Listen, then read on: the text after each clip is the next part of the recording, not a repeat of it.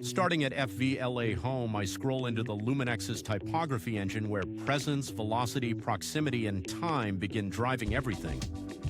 As I move, the live signal updates in real time. Entering kinetic, velocity pushes real letter momentum.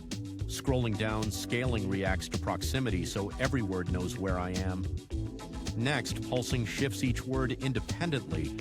Environmental layers respond to position like atmosphere.